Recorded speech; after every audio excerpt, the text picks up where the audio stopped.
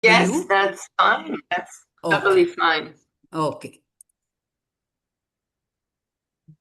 A warm good evening to everyone and a heartfelt welcome to today's discussion organized by Talking Films Online, also known as TFO. My name is Tanmay and I'm your host for today's session. Now, TFO began its journey with Professor Nikhila and Dr. Gita Vishwanath in June 2020 during the lockdown. Over the years, TFO has transformed from a spontaneous idea into an expanding community of cinephiles encompassing scholars, researchers, students, professors, filmmakers, and anyone passionate about cinema. We are delighted to have sustained this forum thanks to you, our dedicated participants, who gather every Saturday at 9 p.m. as per Indian Standard Time on Zoom to talk about cinema. It has been TFO's practice to invite individuals to select and lead discussions on chosen films, which participants are free to watch at their own time and place. TFO has the pleasure of hosting eminent filmmakers, professors, scholars, cinematographers, and editors like Aparna Sen, Amal Palekar, Girish Kasaravalli, and Adur Gopalakrishnan. Our journey has also included film festivals such as South East European, Iranian, Women's Cinema, among others. Every June, TFO hosts a smartphone short filmmaking contest for students and organizes a lecture series in university departments to commemorate its anniversary. In September 2024, we organized our first offline event, an international seminar on Indian cinema in the digital era, in collaboration with FCT Baroda. Last year, we also organized our second international conference in hybrid mode titled Screen to Street Decoding Cinema in Everyday Life, in collaboration with Banwarilal Bhalotia College, Asansol, West Bengal. Tonight, Talking Films Online pays its tribute to the legendary Hungarian filmmaker Béla Tarr, who, to our loss, passed away in January 2026. To that effect, today we'll focus on Tarr's film, Torinói, translated as the Turin Horse. Mhm. Dr. Irina Livezeanu has kindly joined us today for the discussion. It is my great pleasure to introduce Irina Ma'am, who is currently serving as Emeritus Faculty at the University of Pittsburgh.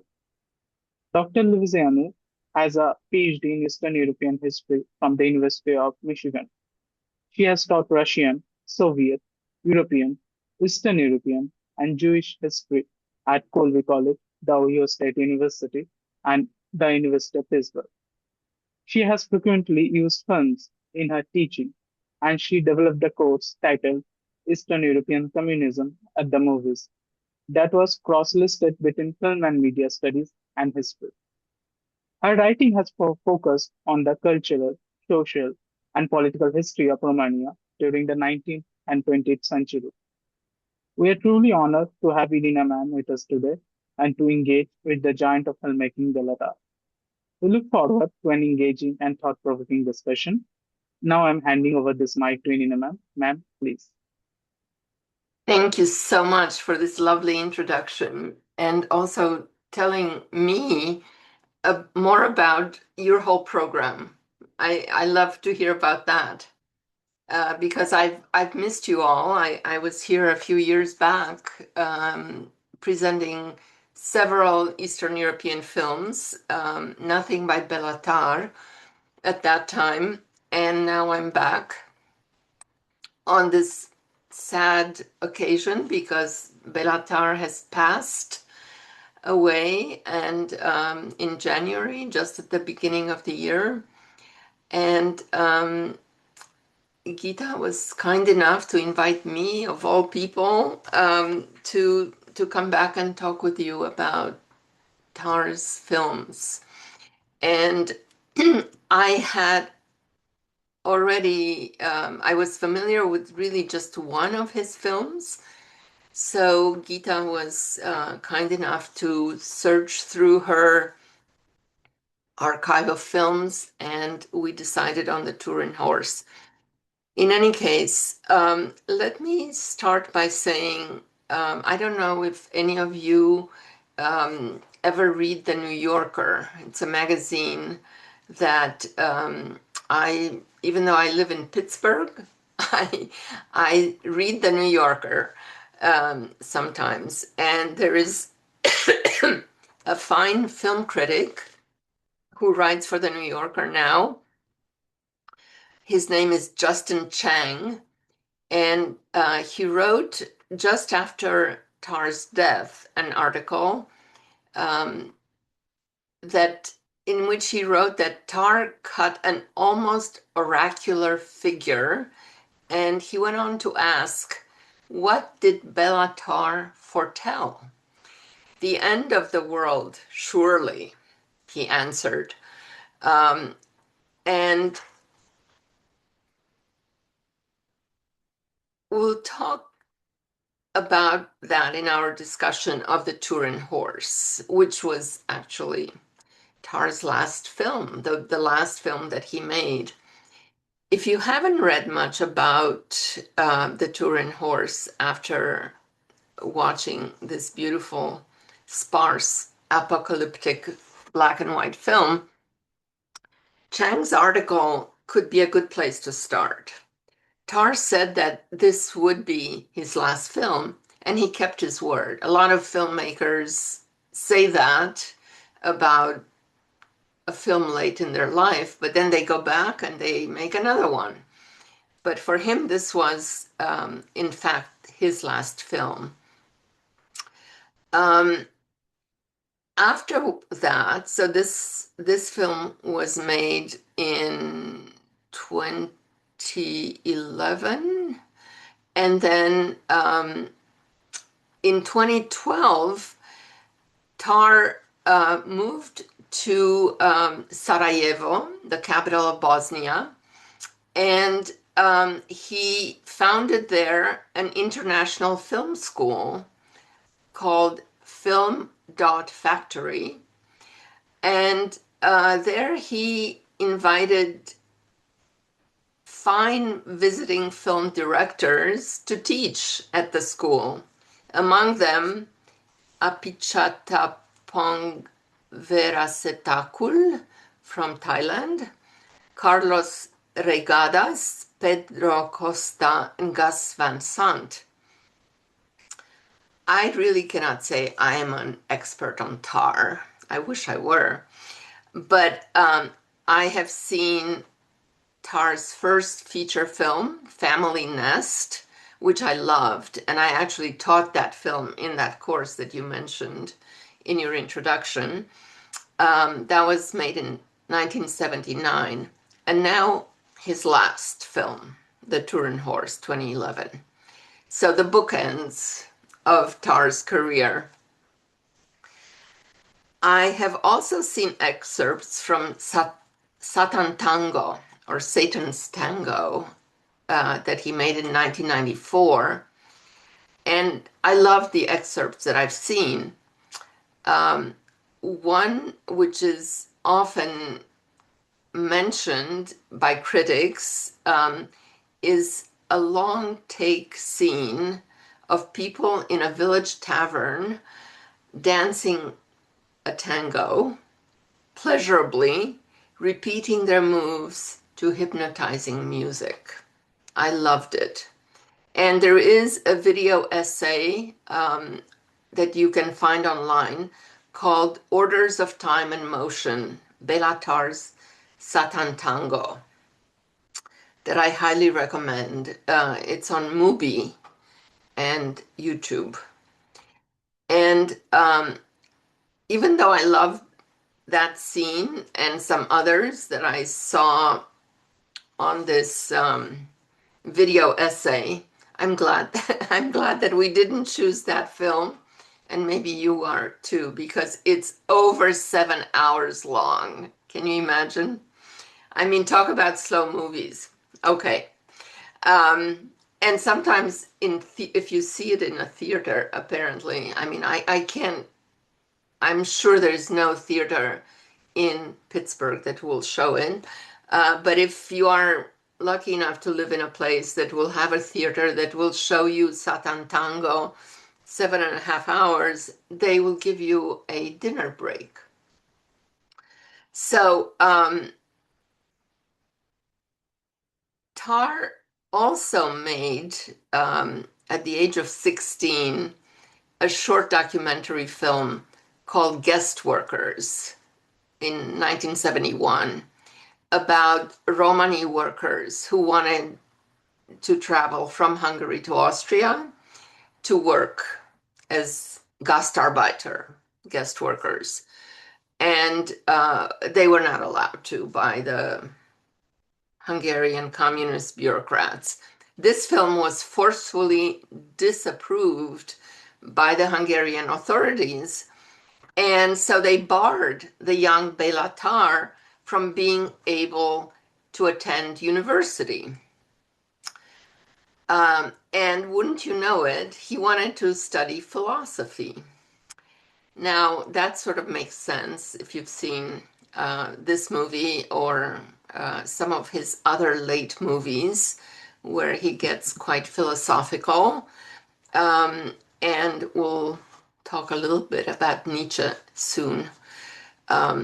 Instead, he went to work in a shipbuilding plant for a while and hurt his back in the process. And then he eventually ended up at the Béla Balázs studio in Budapest, making films with a group of young filmmakers, doing experimental films outside the mainstream. The studio, and I'm going to make a little parenthesis here, if you don't mind, to tell you a little bit about the Béla Balázs studio and about Béla Balázs.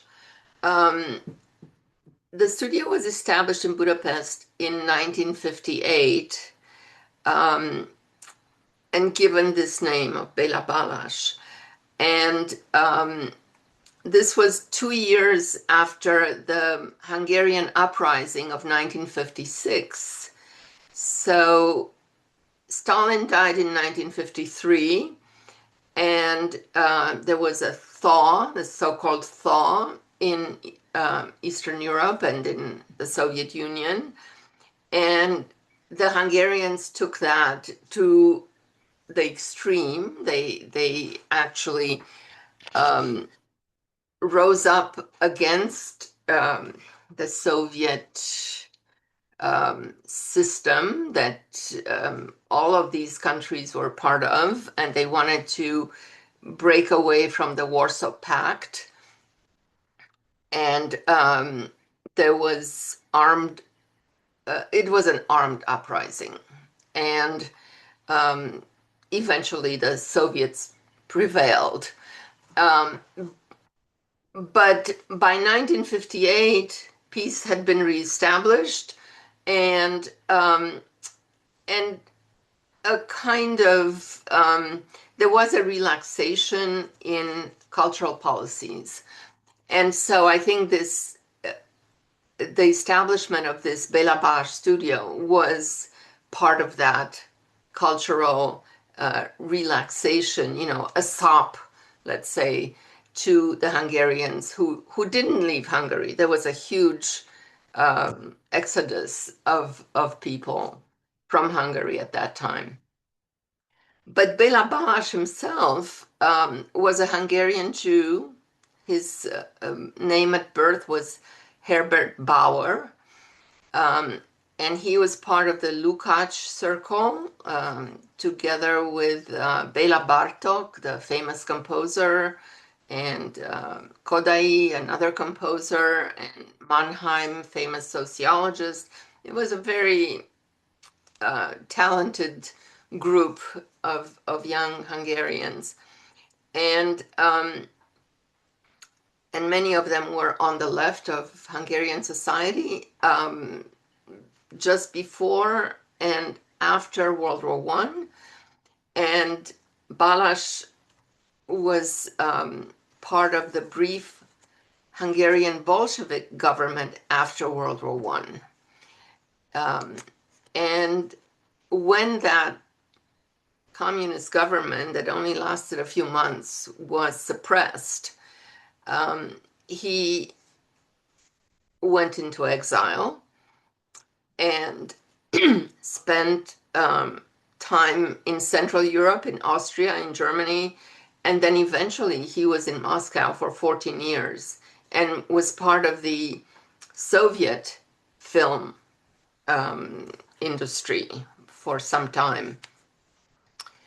Um, and then after World War II, he went back to Hungary and he did a lot to organize the Hungarian film industry at that time.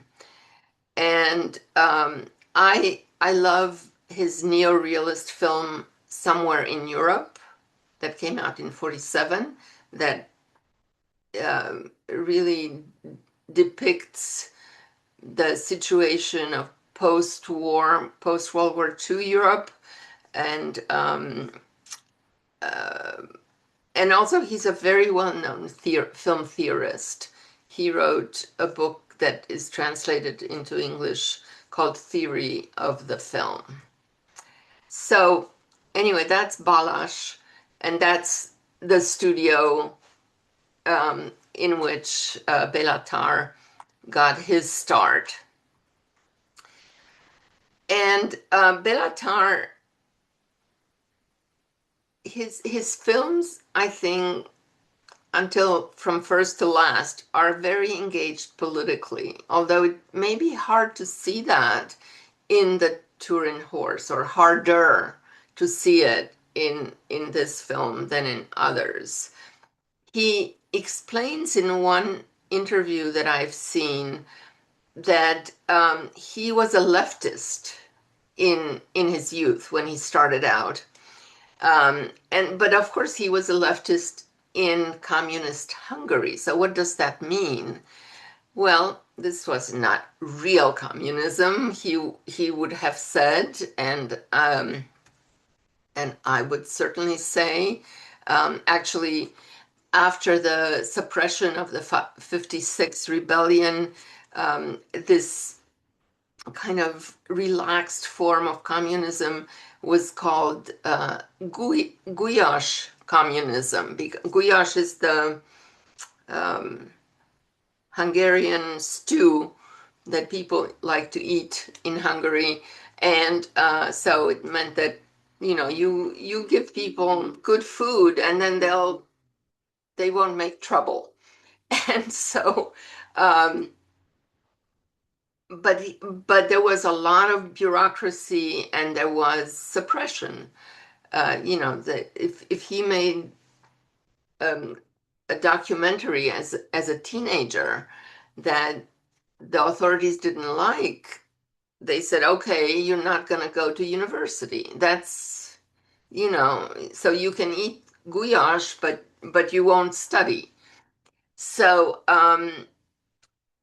so he was a leftist. He was, but he was critical of the government, and he wanted to use his camera and his filmmaking to fight that fake bureaucratic communist government. And and later on, after the end of communism in Hungary, it ended in 1989. He was wanting to fight the Orban government, which came into power longer ago than I would like to remember. It's Orban has been there forever. All right, so now enough about politics. Family Nest was Béla Tarr's first feature film, 1979, and the context for this film is the housing crisis in Hungary during this period, during the Gulyás communist socialist period. Um, communist bureaucracy and the ugly side of sharing space. I mean, it's the film is about a couple that wants to divorce, but they still have to share the same apartment, not only with each other, but with their parents. And so it's a very tight squeeze, and there's a lot of tension between them. And the woman, um, the wife, as it were, invites a friend over who is Roma, who is a gypsy, or Rome. I guess in the movie, she's called a gypsy. Um, and she's a guest in this crowded space. And and she is, in fact, once she goes, she leaves the dinner to go home, and she's actually raped um, outside the apartment by people who were at the dinner. So it's a very dramatic story. Um, Now, this film won a prize at Mannheim, and so having been recognized abroad, this young filmmaker gained some freedom inside Hungary. And so he was able to go on and make other quite daring movies. Um, and I haven't seen them, so I won't talk about them. But I hope that you are able to find them and see them. And I'm going to try to do the same. Now, just to continue this point that Tarr was a political filmmaker throughout his career. Satan Tango, um, made in 1994, was about the crisis of the agricultural economy and village society in post-socialist Hungary after the 1989 revolution. Um, and it's again, I it's this is the 7.5 hour film that um, I would love to watch, but I haven't yet found it, and it's going to take a long time, but well worth it. There was apparently a shift in Tarr's filmmaking in his later works, and I say this even though I haven't seen all these films, based on what others have written and based on an interview that Tarr gave in 2001. And in this interview, he says, "We knew better that there are not only social problems, we have some ontological problems. And now I think a whole pile of shit is coming from the cosmos." He has a way with words. Um, and let's remember that Viktor Orban, who is currently the Prime Minister of Hungary, was first Prime Minister of Hungary in 1998. And he is a model for Donald Trump. Um, Also, to put his words, I mean, I try to think, okay, pile of shit coming from the cosmos. What is he talking about? We have a climate crisis, right? An ongoing climate crisis. That could be part of it. And we can all try to imagine what the ontological and cosmic problems Tarr is referring to. Now, let me say a few words about um, Tarr's films. Um, they are almost all black and white. There's only one color film in all of his oeuvre. Um, there are very long takes. That's a big feature in his films.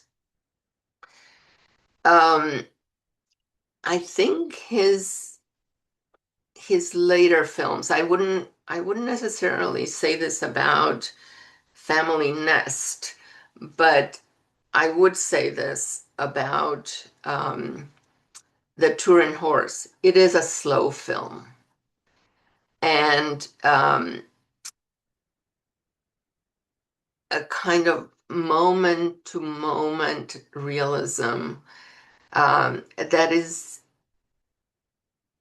you can get into it and kind of go with it. It's almost a meditation, or you can find it probably really frustrating if you want Hollywood or or Bollywood. I don't know. I'm not sure. I really enjoyed it. And unfortunately, I didn't see it in a movie theater. That would be even um, more of an experience, I think. And going back to the critic at the New Yorker, he talked about how um, slow film is a kind of mirror of life because life is endurance. We have to suffer through life. Therefore, you know, having the kind of quick cuts that entertainment movies give us is not realistic. If in any case, that's I think a feature of late Tar movies. Desolate landscapes, marginalized characters. You're not going to find fancy people in his movies. Um, Cosmopolitan people, well-dressed people, nothing like that. You're not going to be entertained by flashiness.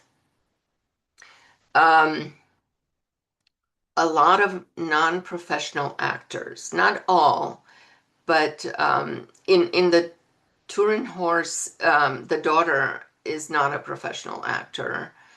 I think she was an orphan raised in a orphanage, and she's been in several of his films. Um, there, there is a ensemble team that Tar includes in many of his films. And when that quote that I read a minute ago, we knew better. He uses we, oof, not I knew better, because he's thinking together with his team. Um, in the two movies that I've seen, and then the third one, which is that short documentary about the Gastarbeiter, the well, they may not have ended up being Gastarbeiter, but they wanted to be Gastarbeiter. The um, Roma who wanted to go to Austria. He really has a thing about the Roma. He's focused on them, or there is a Roma piece in the Turin Horse, there is a Roma piece in Family Nest, and apparently that's the main focus of that documentary that got um, the Hungarian authorities all upset. Um, and last but not least, since 1990,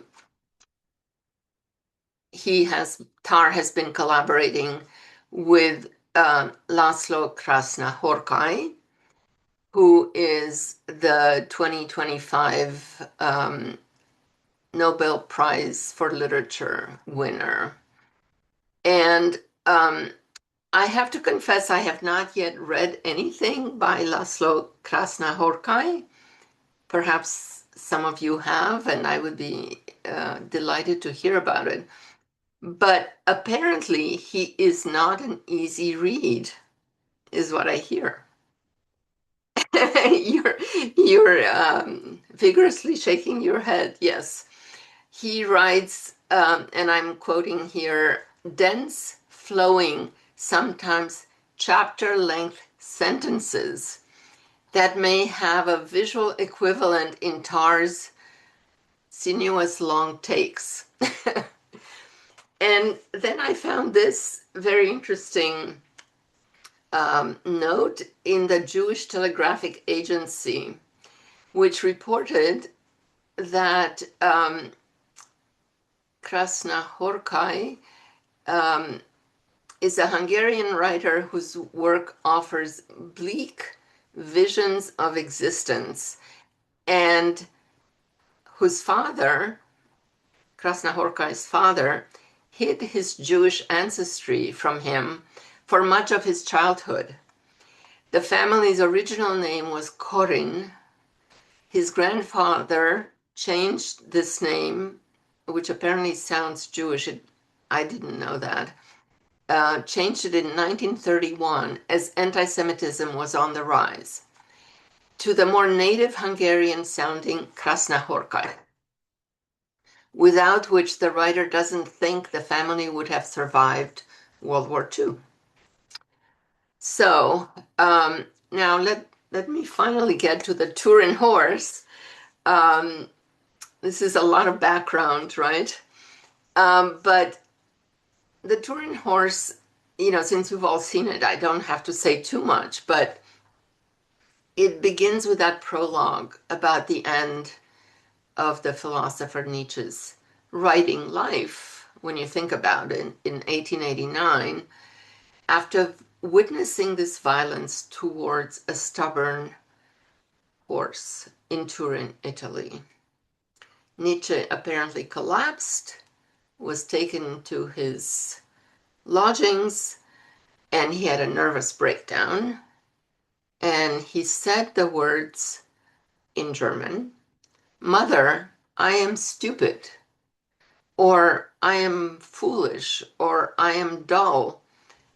In German, it's "Mutter, ich bin dumm." And I almost, I looked it up several places. I wanted it to mean mute, but it apparently doesn't mean mute. In dumm just means dumb. But in any case, it's an amazing phrase if it in fact came out of Nietzsche's mouth. We don't know. I mean, it's probably more of a legend than than a direct quotation. And in any case, the film then moves on to another horse, or maybe the same horse, and horse driver driving a horse and buggy through a desolate landscape, the Hungarian puszta, or you could say prairie. Anyway, puszta, it's just like, it's a Hungarian word that is so evocative of Hungarian culture, Hungarian, of sort of the essence of Hungary. It's a continuous steppe that forms part of the Eurasian steppe, or sort of a grassland prairie. Sometimes you can find it's said that gypsies roam with their wild horses on the pusta. And in fact, we have this gypsy caravan come in the film at one point. The pusta um, is an area of grassland with a continuous flat horizon. In the movie, there is also that um,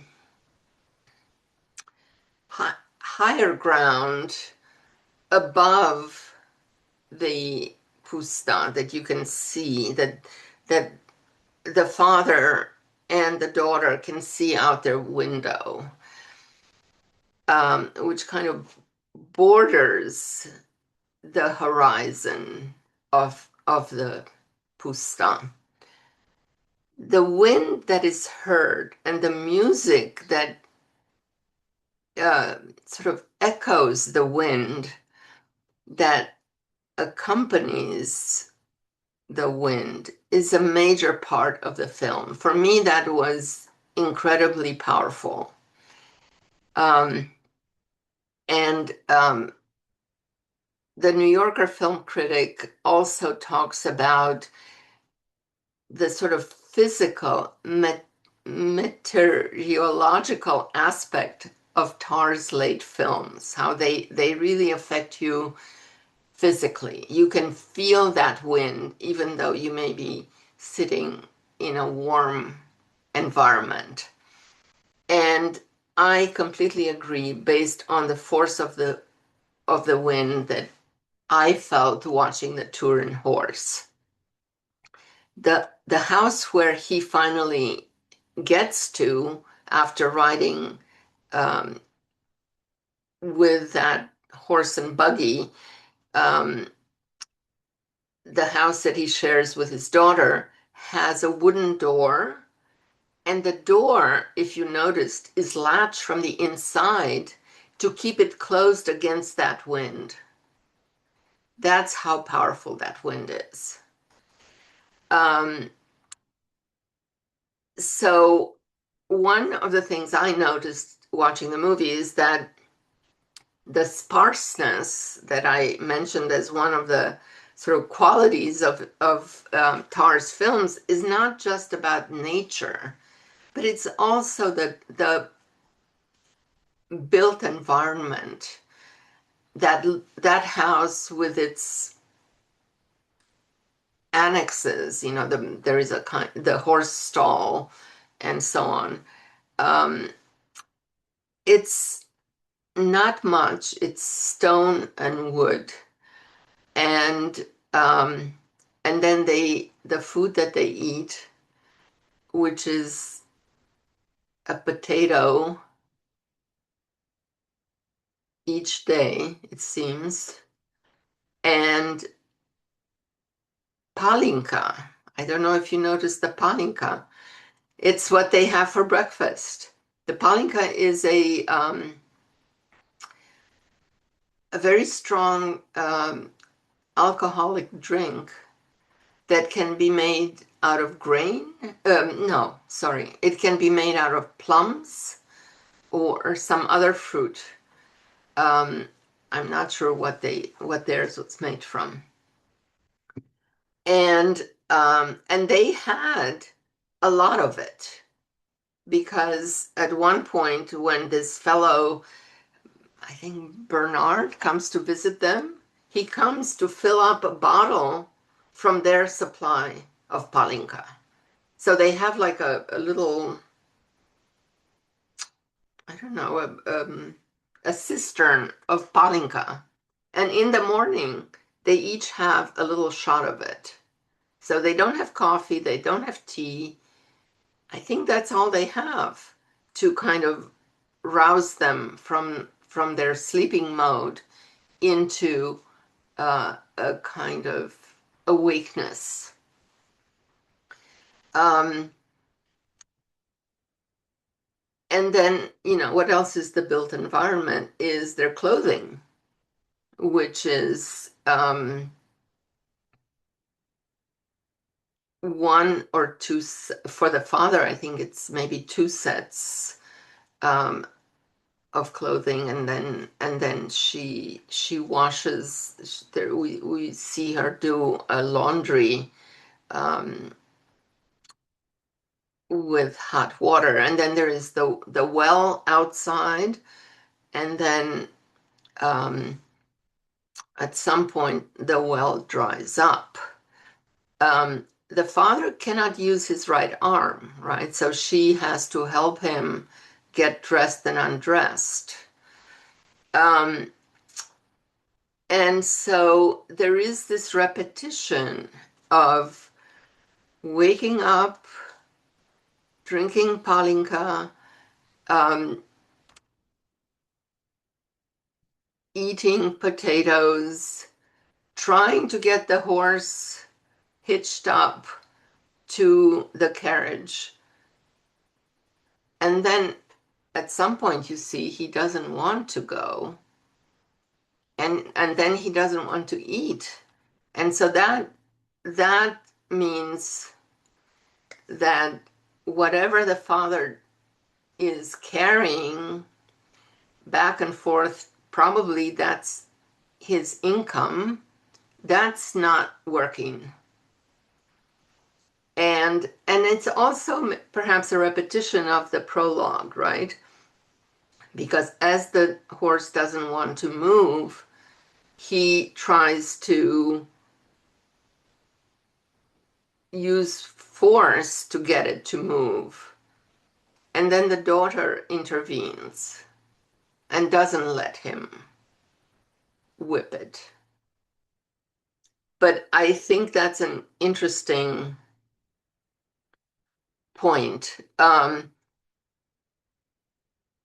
And so the repetition takes place over 6 days, which is also an interesting number. You know, the seventh day in the Christian tradition or the Judeo-Christian tradition is a day of rest. Maybe that's why they're only 6 days. Um, and and the other thing to think about is that this repetition, which seems sort of ruthless, perhaps in this film, is something that, according to Nietzsche, was not necessarily a negative thing, but it was something that he theorized as the eternal recurrence. It was okay if you have a daily routine that you like. That's a that means that you have a good life. But as you're watching this movie, you have to ask, is this a good routine? Is this the life these people want? And um, so for Nietzsche, you're the repetition of things in anyone's life was a test of authenticity. But if there is no enjoyment in this repetition, that's probably a bad thing. Um, and you know, the well runs dry. The horse doesn't want to move. Um, the horse doesn't want to eat. So these are all terrible signs. And um, and then they decide to go away from there because they need to go to a place where there is water. And then they return, which means that they have come back to the place without water.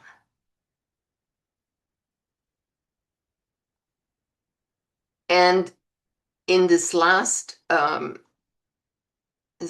attempt to survive by going elsewhere is a failure.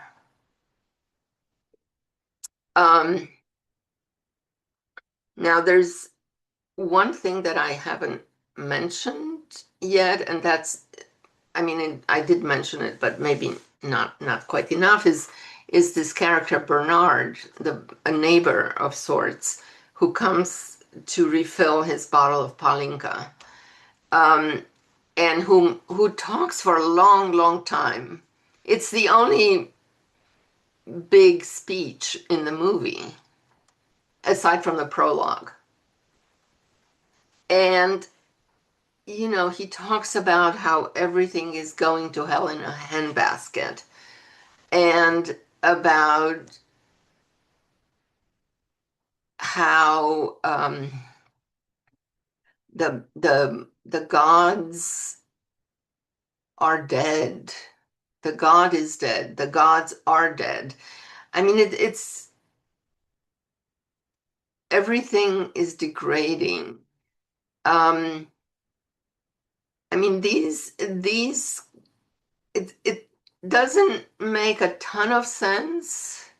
I mean, he also talks about how the wind has destroyed the village.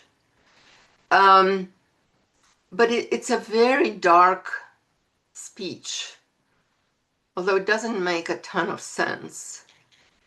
But it kind of made me think of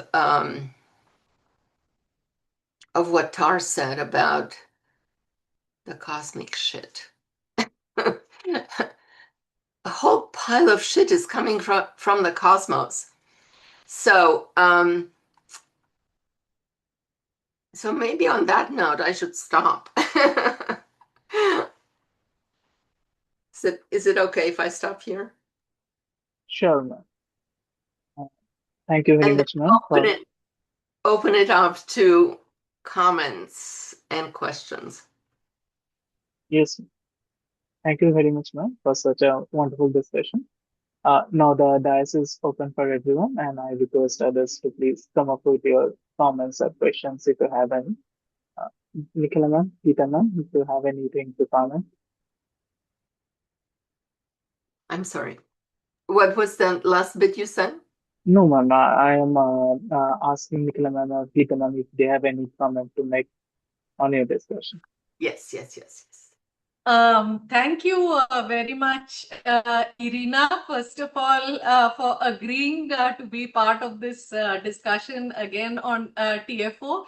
We did, think that it was important for TFO to pay tribute to Béla Tarr. So we were wondering, who would be ideal. And thanks so much for introducing the milieu. I didn't know much. It's a name I had heard, but his films are not one easy to come by and not easy to watch either, as Yes. you could see.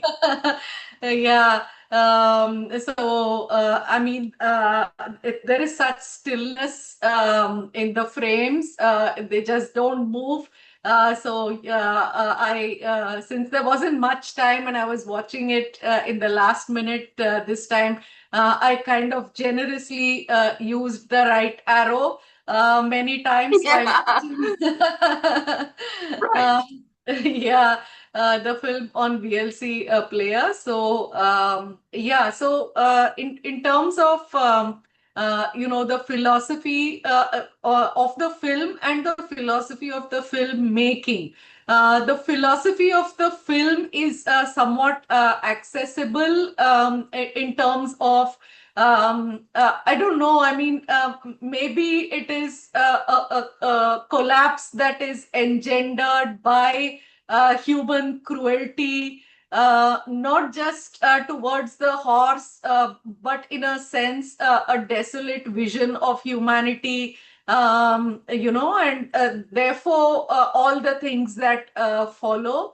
Um, and the bleakness of nature, in a way, is a kind of reflection of the hardening of the human condition. So the philosophy of the film is in that sense somewhat more accessible than the philosophy of the filmmaking.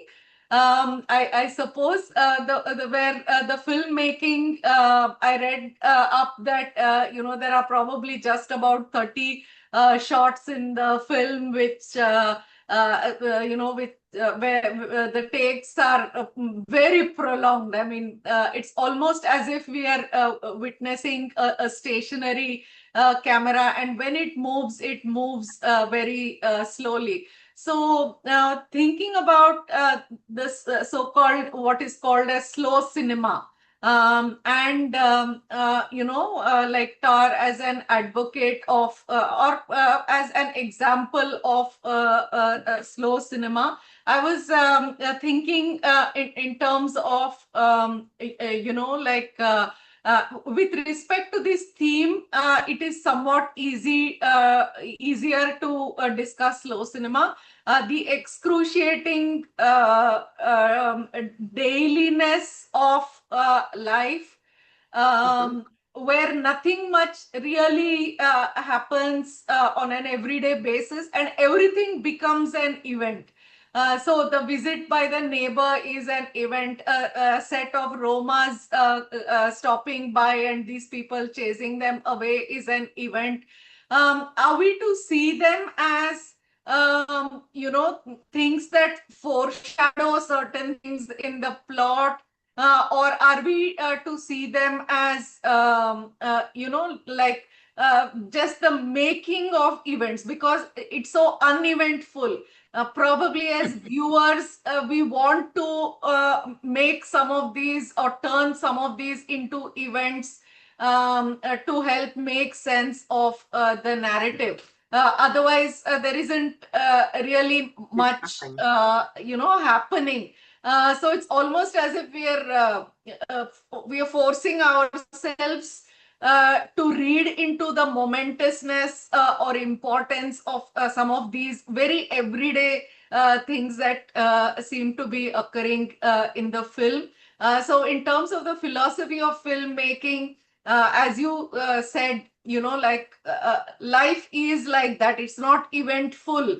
We in our demand that something can something attains significance, and probably to narrativize it and kind of see cause and effect relation, we probably turn what is insignificant into moments of significance. So I think in terms of filmmaking, that is the play that the film does, trying to eventize the everyday, or forcing us to eventize what may not be particularly remarkable events of the everyday, but also to give us as viewers a sense of the burden of everyday life. The the pain of everyday existence. That I think comes across tremendously well in the film. Thanks for introducing the film and giving us a context. I didn't have much idea about Hungarian film, nor not even the socio-political context. So thanks very much for introducing us to the film, Irina. And over to you, Tanmay. You're welcome. I think that your analysis is really on point. In seeing these painful, slow, everyday moments as the main event in this movie. And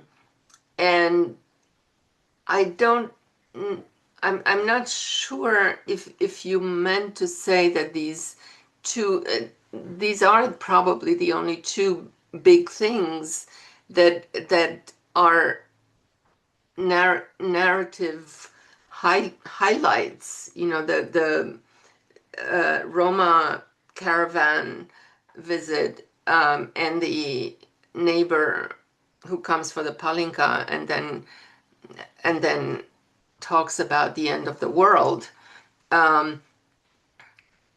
But I think they are important. I mean, one of the things that I noticed about the Roma is that they were in much better shape than the two main characters. Their horses were like beautiful. White, I think they were white, weren't they? White horses instead of this kind of gray gray creature that had stopped eating. And they were, I don't know, they were kind of robust and handsome. They were really in much better shape, relatively. And of course, there is a tradition of prejudice against them. And so there is, and the father tries to shoo them away rather nastily. And then it's after their being there that the well goes dry, I believe, and then I don't know that is necessarily connected, but if you're watching it, and if you are one of those racist Hungarians, you probably make that connection. And then the guy who comes and goes on and on and on about the end of the world, I think that is the message of the movie. Even though you don't quite understand what the hell he's saying. So, yes, I mean, these are also important moments, even though the repetition is the main thing. Gita. Yeah, thank you so much, Irina, for that introduction. And like Nikhila, I also hadn't watched Béla Tarr before. And thanks to you for introducing him to us. And personally, for me, it was a difficult watch. And not, of course, also for its slowness, but more because as an animal lover, I find it very difficult to see sad animals, whether in films or in the real world. To see So what animals? sad animals. Sad, S-A-D. yes, Yeah, yeah, absolutely, yeah. absolutely. So, in a way, when I was watching this film, it also reminded me of my experience of watching Bresson's O Hazard Balthazar. And although I must say there are, crucial differences in the two films, because in Bresson's film, Balthazar's suffering seems almost spiritual. And because of that, it also is suggesting a kind of grace and transcendence. Whereas in Turin Horse, there seems to be no redemption at all. By the time we reach day 3 itself, the horse seems to, kind of withdraw completely. So in Balthazar, in O Hazard Balthazar, the donkey participates in human life, by moving from one owner to the other and in carrying burdens. In Turin Horse, uh, somehow the horse seems to kind of exit the world by rejecting it. He's not eating, he's refusing to move. Whereas in O Hazard Balthazar, the donkey is functioning in a world which has collapsed. And here, the horse is rejecting the world that has already, that seems to have already collapsed. And Right. and the donkey, when he dies, there seems to be an aura of, peace around him. And in Turin Horse, the horse is just very sadly fading, into moments of stillness, Mm-hmm. complete darkness, and he's not even prepared to suffer. And suffering itself seems like exhausting, and that is why he is, kind of. The film seems to be showing what we could call total despair, absolutely no hope at all. And I think, in a way, Tar was also suggesting, uh, and as you said, this was his last film, so he's also, in a way, suggesting the end of cinema itself. And I think he even said that in one of his interviews, if I'm not mistaken. So, these are some of the things, apart from, of course, what you have already spoken about, slow cinema or durational cinema, as it is called, and how the film is apocalyptic in its tone. Thank you so much for this. Um,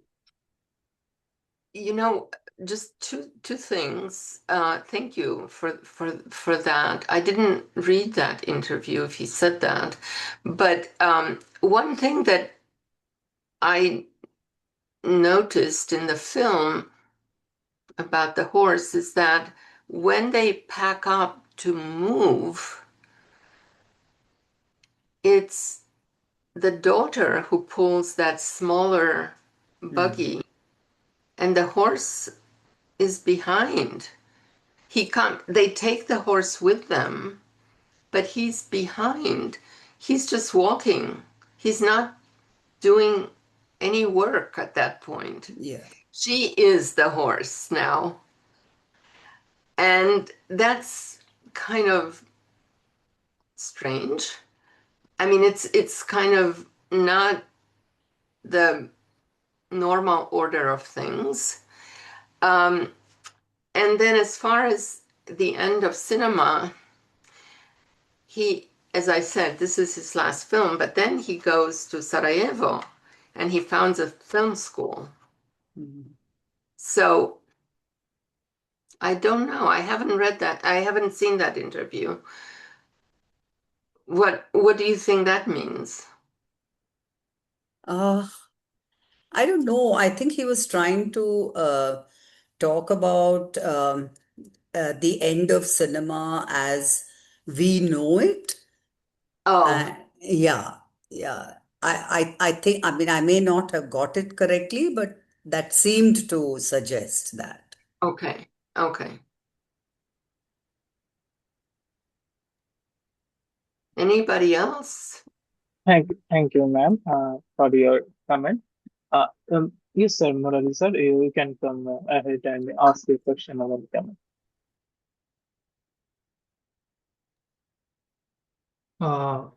Can I come in? Yes, sir, Sure. please. Yeah, good evening, all. Thanks, Irina ma'am, for your You're welcome. introduction on this film. I have seen this film. Of course, I have seen some excerpts of his Strantango film also. But I am quite bemused by the influences that Béla Tarr had on other filmmakers. Uh-huh. I think you mentioned about what is his name? Gaswan sir. And also, I am informed that Jim Jarmusch, the American filmmaker, the Uh-huh. Indian American filmmaker, was also influenced by Béla Tarr's works. But considering his slow cinema, I think I very much remember about slow cinema of Love Dias, the Filipino filmmaker. He has directed films like Evolution of a Filipino Family, which runs for 10 and a half hours. Oh, And okay. another film of his, Death in the Land of Encantos. It runs for 9 hours. And he has directed, Okay. yeah, he has directed films that run into 8 hours, 6 hours, 4 hours, and 3 hours. Okay. Unlike Béla Tarr, he has extensively done in black and white format only. Okay. And I am given to understand that his sort of filmmaking was was in a way protest against the Hollywood style of filmmaking. Mm-hmm.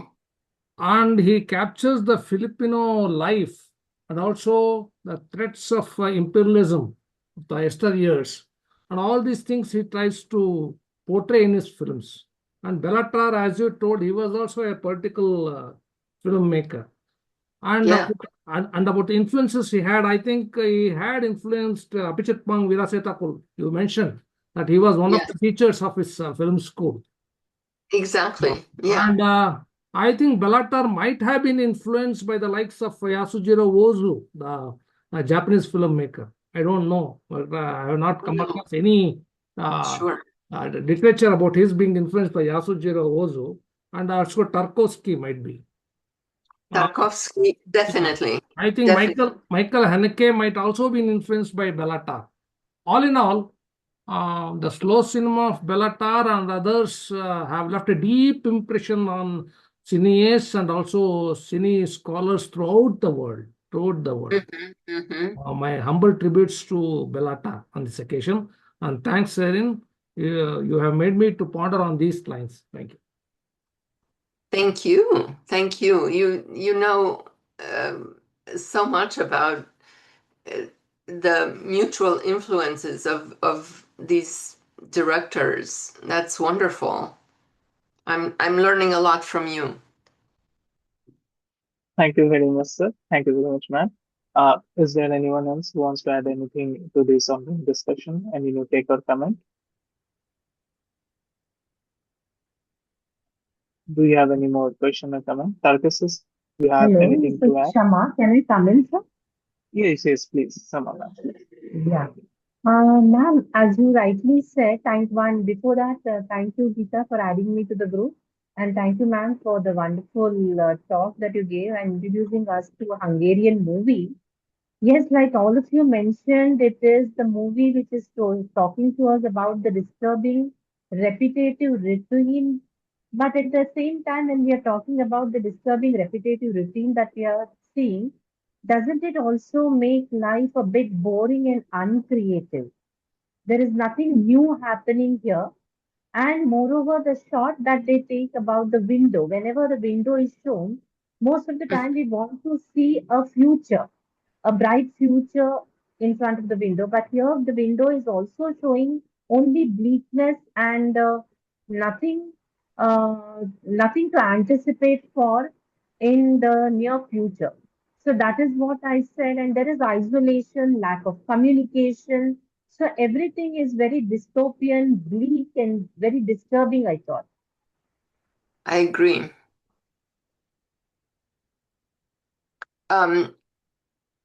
So what do you think about that bleakness and dystopia? So does it have Even to? as what I really appreciate in your comment is the window, the window piece. Yeah, usually if you have a window that's a good thing and you look out the window but when you look out the window you see that grayness and the wind swept pusta. So yeah, it's um, it's a no exit kind of view. Ma'am, I have not much read about the Hungarian geopolitical social scenario. Has it anything to do with the situation at the point of time when the filmmaker made this movie? Well, I think that it's a situation that Tarr found quite unbearable himself. I think, as I said in 2001, he was already saying that I will quote it again: a whole pile of shit is coming from the cosmos. Yes, yes, So it's not a very nice um, it's not a very nice sentence, but I have to say it again because that's what he said. yes, yes. So I think that's why we have this film. Okay, okay. Thank you, ma'am. Thank you so much. You're so welcome. And I'm sorry we have a bleak film. But Yeah. it leaves us to think about it. It just leaves Yes. us to think about it. Yes. Yes. Thank you, ma'am. I may ask others to please. Okay, we have one comment by Jishu sir in the chat box, and it says that according to Venkateswaran, Tar's significance lies in his filmmaking when most I'm missing this word. When more Eurocentric film movements. Eurocentric film movements came to an end. So in that sense, he can be the master of this century. Irina ma'am, do you have anything to add to this comment? Are signalizing his timing. He starts filmmaking when most Eurocentric film came to an end. So that well, he began filmmaking in the last century, and he ended filmmaking this century. But I suppose perhaps his most, maybe you're right, that he's leaving his mark with these three latest movies that are slow movies, and maybe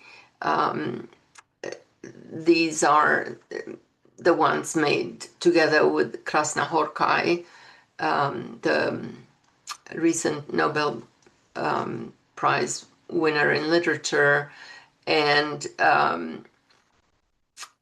they are, although I haven't seen them all, they are of a certain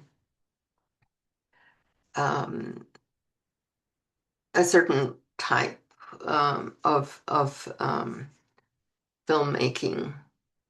I don't know if he's the only one, but he's certainly there is a darkness here that may reflect not just the darkness in Béla Tarr's psyche, but the darkness in our times. I mean, I have to say that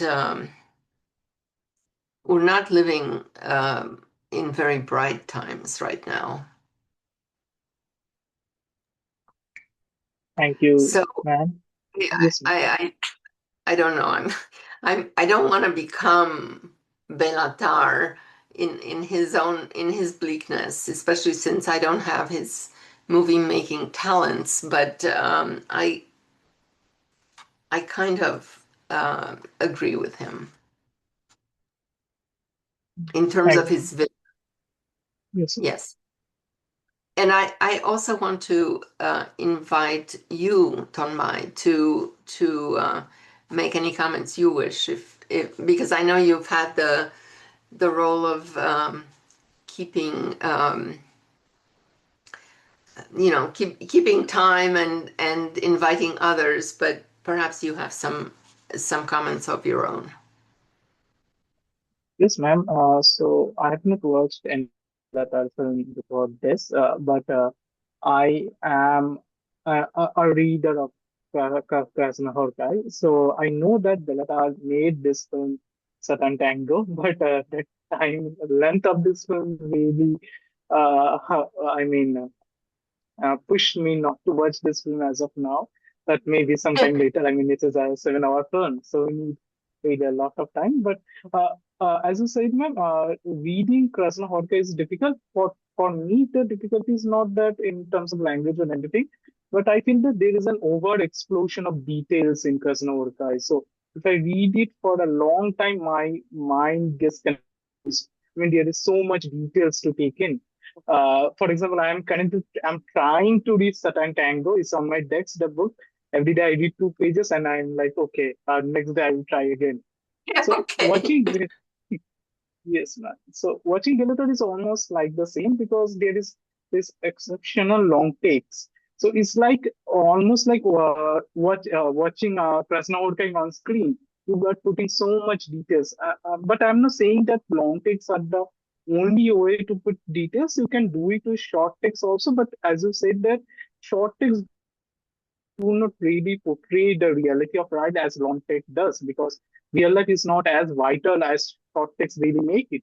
Uh, and for me, the only mobile thing in this film is the wind because the wind is always blowing, always in a motion, unlike the indoor of the house. So the external world is in motion, although it is not shown that much. The internal world, which is the inside of the house, is very static. Yes, things is going in a very slow pace. So there is this contrast, the mobile wind and the mobile outside world versus the static, the very stagnant inside world. Uh, so this is one of my observation, not a question, but my question can be that. So I was watching when Béla Tarr won that honorary award from the European Film um, awards in 2023. It's the award is probably the honorary award of the academic president and board. So when accepting this award, Béla Tarr mentioned that he wants to give advice to the future filmmakers about 2 things. First, that you need to find your own cinematic language that will make you distinct. And it is Béla Tarr's comment, like cosmic shit, that fuck the film industry. Do not care about the film films because we want to make films. Do not care about the film industry, and I am thinking that do not care about the box office. So when you think about this kind of slow films, then one of the important things that is associated with film is the box office. So how does Béla Tarr negotiate box office when he's making this kind of films? Because this kind of films is very difficult to watch for common people in a proper theater. So how does Béla Tarr negotiate this kind of box office thing? Because based on his comment, I do not think that he's very fond of film as an industry, as a capitalist, machinery that will only produce profit. So how does Béla Tarr negotiate with the film as an industry, as a product? You're asking me. Yes, I don't know. That's an excellent question. I mean, I think actually, I think his movies are cheap to make because he does not have, huge sets. He has in this film a little house on the pusta, right? And a horse, a not very expensive horse. He, yeah, but I don't think that he's selling tons of tickets. You're right, totally. And that's an excellent question. That I need to study. I don't know. I mean, he's definitely excellent on the festival circuit, right? And he's gotten lots of prizes and so on. And now he doesn't have to worry, right? Because he's he's no longer making a living, as it were. Yeah. Yes, ma'am. And ma'am, when we talk about long takes, I'm a very big admirer of Satyajit Ray and his use of long takes in his films. So, but one thing with Satyajit Ray is that is easier for him to use long takes and also at the same time self-take is because he also portrays realism, unlike his Feluda films, his detective films or other films. But his realism is a very kind of poetic realism because he was obviously inspired by Renoir when Renoir came to India to make the film The River. So Renoir's also Renoir's he himself is inspired by his father, who is a famous painter. But for Béla Tarr, I did not find, at least in this film, this kind of poetic realism. This realism is very melancholic. This realism is very much dark. It's you on your face. So I think Béla Tarr does not have this advantage what Satyajit Ray had, which is films like Opus trilogy, which is an adaptation of Right. Vivdevotion's Pathal Pachal. Yes, ma'am. I think the box office thing needs to be looked at in terms of Yeah, absolutely. All right. Well, Thank you. anyone else? So, is there anyone else to make any comment or to have to with any comment or to have any question? Tarkus, sir, do you have any more comment or anything to add on to this ongoing discussion? No, it was an interesting discussion. I was wondering how to make sense of this narrative. Because the narrative, there's no movement in the narrative, number one. And number two, there's not much dialogue. And number three, there's no context, backstory or the characters or the context or something like that. But of course, there was a narrative voice and there were a few dialogues here and there. And narrative voice was more to, was like an intertitle during the silent film era. That was the technique that was used here. I can put a voice over. I was wondering how to make sense of it.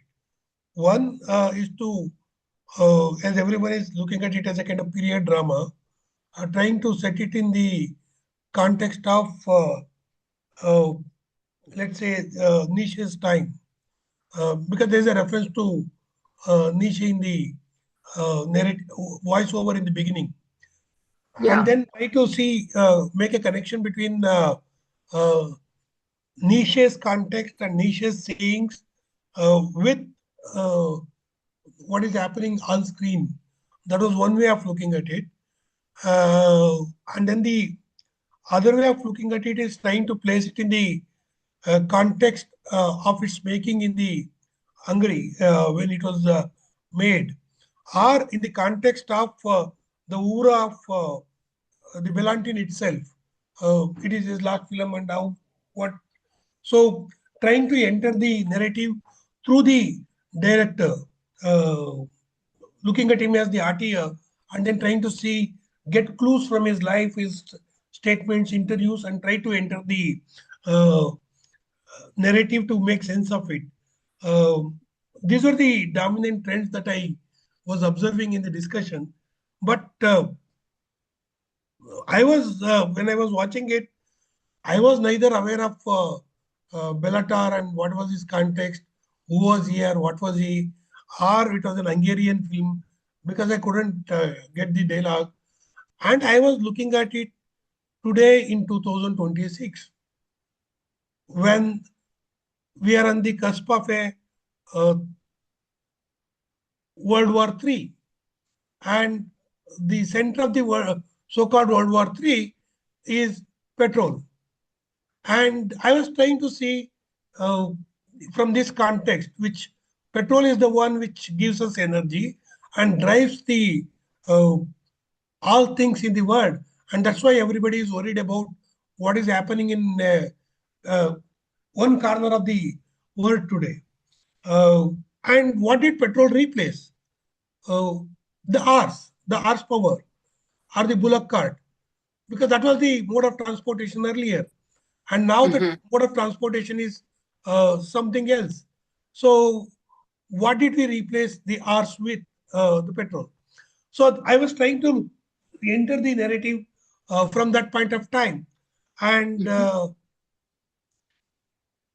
it was a time, Nietzsche, when he made this statement, the God is dead.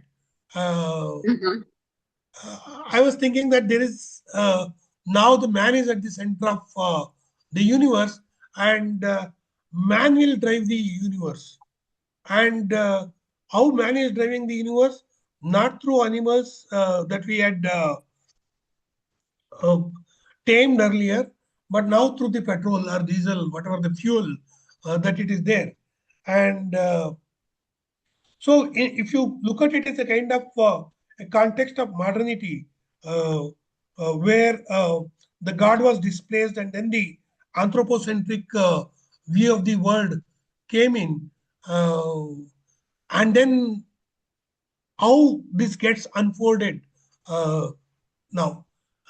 Interestingly, here, that mode of transportation, which is very essential for the livelihood, because he lives in isolation, and whether the food or something else, you need to connect to the other world, and the arts is the or the carriage is the one which connects this particular family, the father and the daughter, to the other world. That was the way I was trying to make sense of it. And then we are so connected but isolated, but then also we were isolated but not connected. And the only connections is the neighbor who comes to ask for the liquor to replenish his emptied bottle, and then the group of gypsies. And that was also very quite interesting. I was trying to make sense of who are these people who are in touch with this family. One, I thought the way the neighbor who comes and speaks, he was Nietzsche who was speaking, uh, because he was unmindful of whether the person is understanding it or not. He went on about uh, what he has to say. I thought it was also a comment on philosophers. Philosophers simply say what they have to say, and it has nothing, no connections with the lives of the people on whom they are theorizing. That was the kind of sense that I got at that point of time. And when the gypsies came, I was thinking that here is a community which is nomadic, which can easily move from one place to another. And here is one family which is located, uh, settled community, and they have a problem. And they couldn't move also. The contrast between the a wandering community and a settled community, that also uh, came to my mind. So because the narrative context is absent in the narrative, it looks like we are trying for other signs to read into the film, and whatever the sign that we get into the film to make sense of it, all of them are yielding wonderful meanings. In that sense, this film is a kind of an apt text, uh, which makes itself amenable for multiple interpretations according to your own tools or context that you bring into the text. So, so I really enjoyed the film in spite of its slow-moving narrative. Thank you very much. Thank you. Thank you. That's um,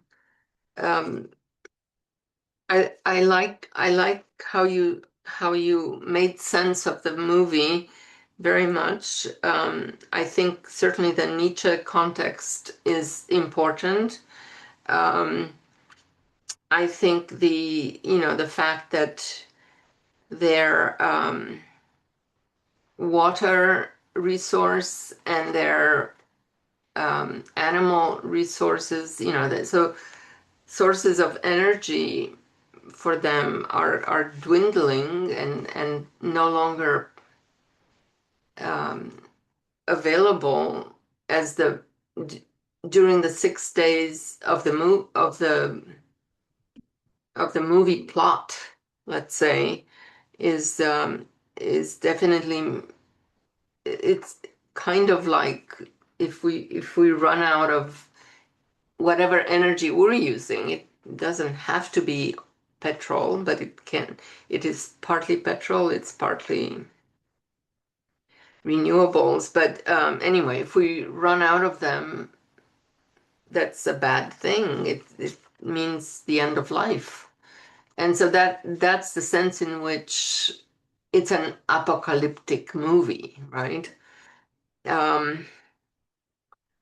But I think the fact that the film doesn't give you it's not a period movie, really. I think because it wants to be a cosmic movie. It wants you to think about life in general, or the end of life in general. That's my sense, that it wants you to think big, not about a particular time so much. Although it does have very specific Hungarian pieces, the puszta, the wind on the puszta, the Hungarian gypsies,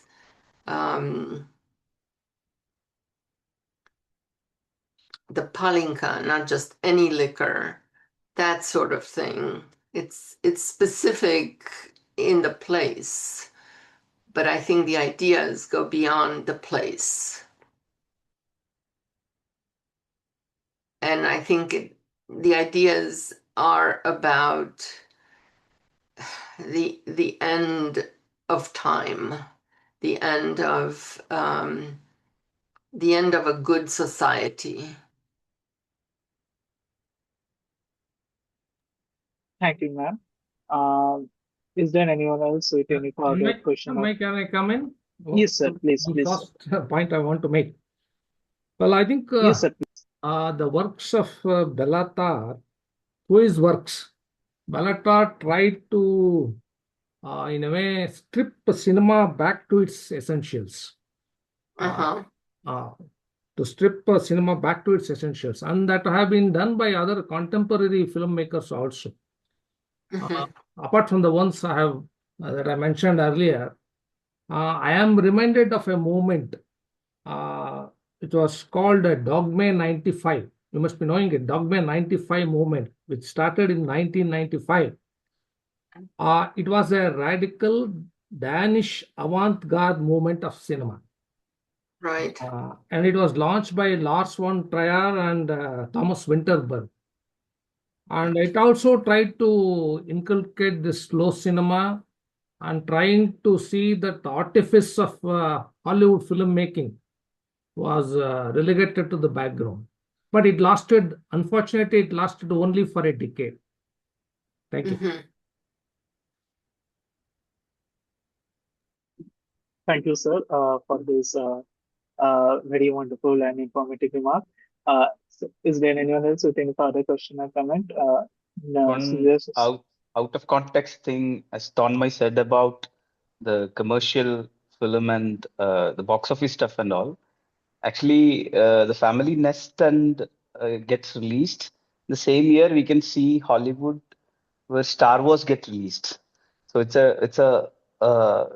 doesn't have any connection with it, but you can see Béla Tarr follows the same path, even though there is a very commercial stuff going on all around the world. Just also coming back to my comment, which Venkateshwaran has pointed out, I think it was the end of all these movements, which we say as the major film movements.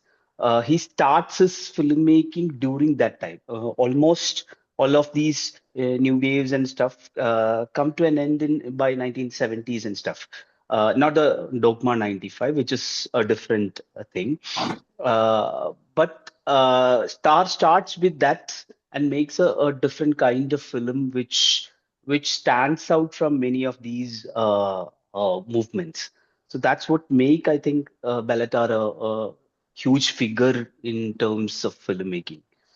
Yeah, he stick on to it, to the style which he created, and he asked his successors to follow the path of a different kind of filmmaking, which is very philosophical.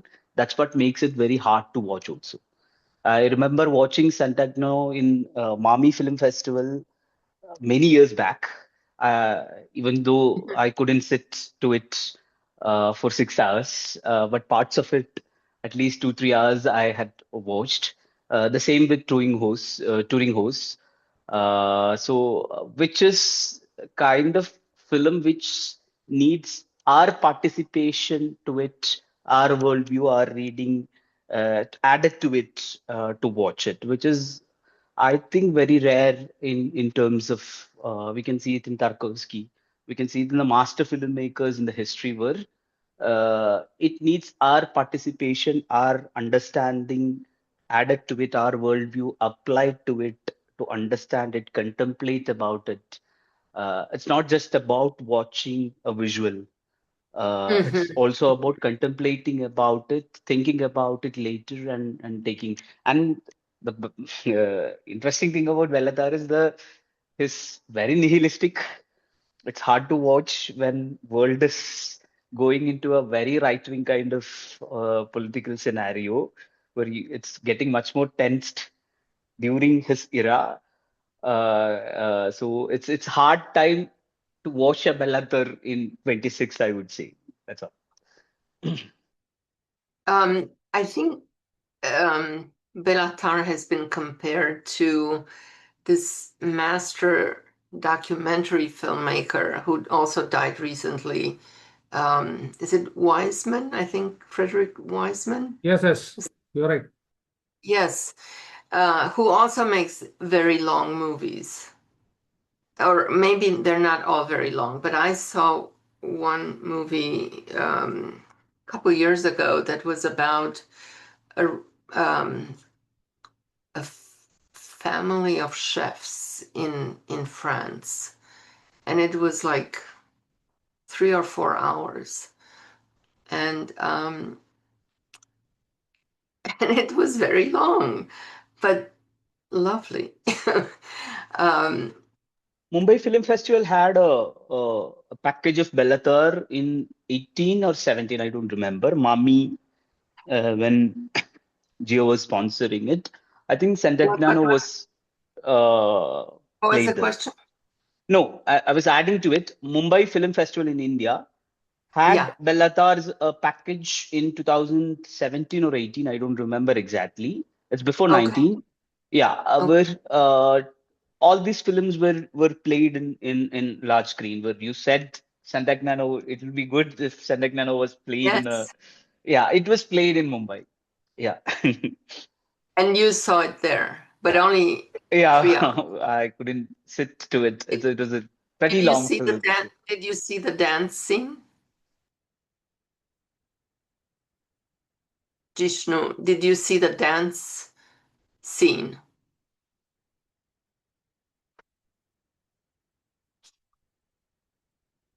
I don't think he hears me. Yeah, Yeah. probably he's not. Okay, that's okay. So is there anyone else?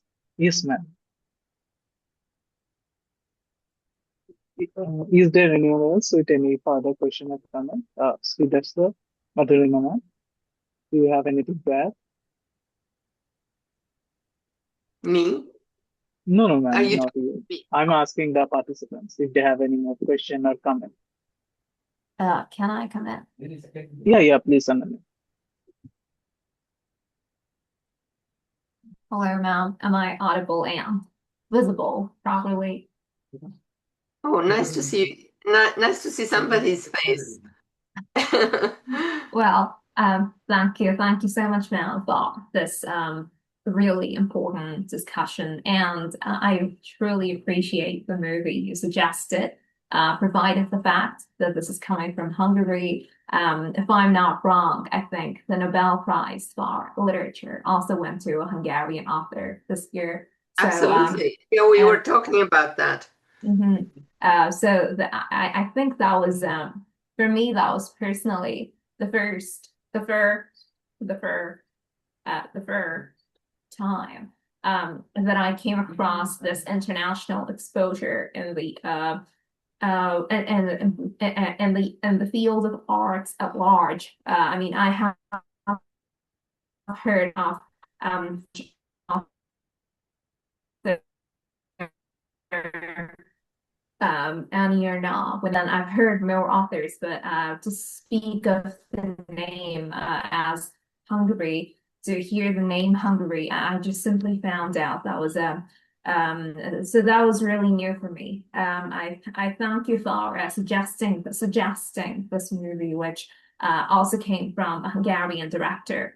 And I also must admit, following with the duration of the movie, I'm still kind of 10 minutes left to complete watching the movie. But so far as I've watched, I will say that against maybe some type of a popular opinion, I have enjoyed the stillness of the movie, the slow motion of the movie, and provided the fact that the movie deals so much with nihilism and portrays that. I think the slow pace is kind of necessitated. That feels necessary for me to take in the fact that this is the end of a time, of a lifetime of lives, which cannot be an easy fact to take in so quickly in the rush. So there are many moments which I enjoyed, moments of complete silence between the male and the female figure, whom I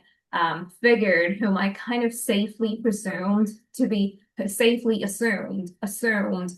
father and daughter. Yeah.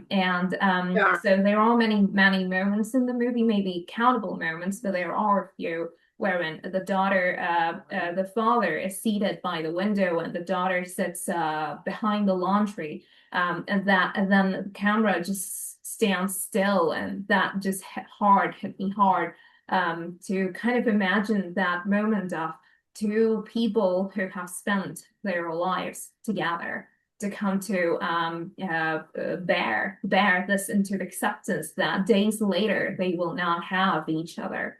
So that was that hit hard. And there are many other moments. And the wind is a constant reminder of you can say the final day that's coming, the chaos that's going to be, and maybe that's preparing the human life for that.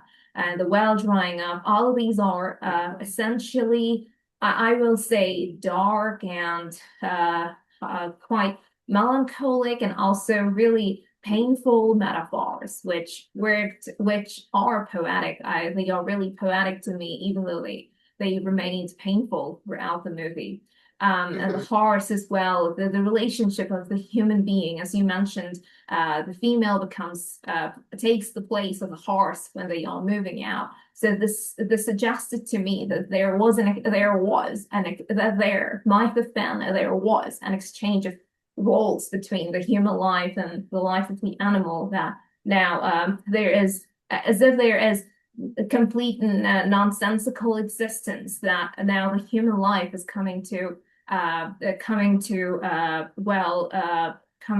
level wherein they also do not comprehend anything. They also cannot read. They cannot understand anything. They will do wherever they are taken.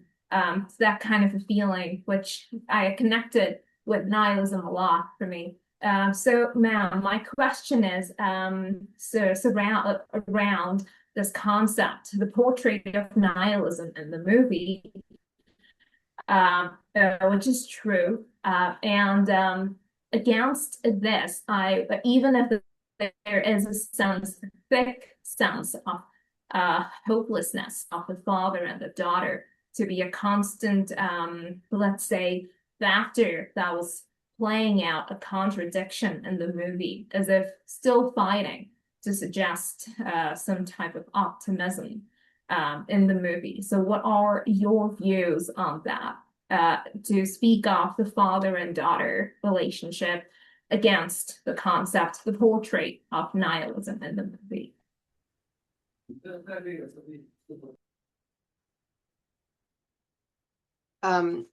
so I think I don't think there is any optimism in the movie. I agree with you very much that there is a poetry of nihilism or nihilism in the movie, and that they are the father and daughter are very very comfortable with each other in this almost total silence. I mean, they exchange a few words, you know, like come to the table to eat or something like that. There are very few words spoken between them, but they don't need many words because their routine is so predictable and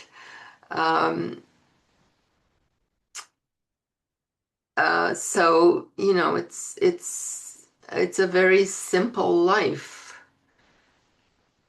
And it is bleak. I think, you know, as the well dries up and as the horse refuses to move and to eat, they are running out of those things that sustain them in their very simple life. They are dirt poor, obviously, and even those few things that they do have are about to run out. So they are kind of staring the end in the face. And I think you picked up on that really well. Thank you. Thank you so much, Mel. Thank you so much, You're Mel, so for welcome. your reflections. Thank you. Thank you very much, ma'am. So there is one comment in the chat box, and with this we'll end today's discussion. So it's by Swedish sir, and he comments that film narration may be slow, but there is storm around. So life in a storm may be slow paced. It's by Swedish sir. Mm-hmm. Yes, the storm is a very important, it's almost like a character in the movie, isn't it? Or you could see it as part of the plot. But it does come to an end, and I don't remember on which day the wind stops, doesn't it? Does anyone remember? I don't remember. I saw it a little while back after Gita and I agreed this would be the movie we would all watch together. So, and perhaps once it stops, you know, this may coincide with some of the other things that stop, which mean which mean bad things. So even though the storm is the wind, I might call it wind rather than storm, is a very it's a very oppressive wind. I wouldn't. It's not a nice spring breeze or anything. Once it stops, I think it stops alongside the well drying up and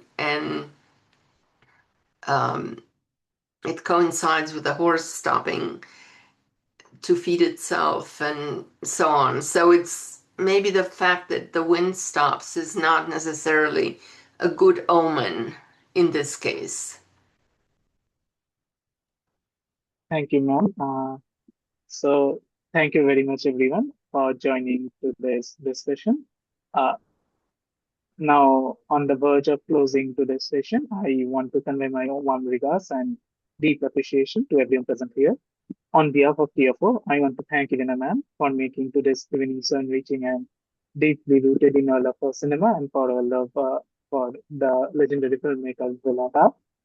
I also thank my co-interns for their relentless efforts in making this community active and running.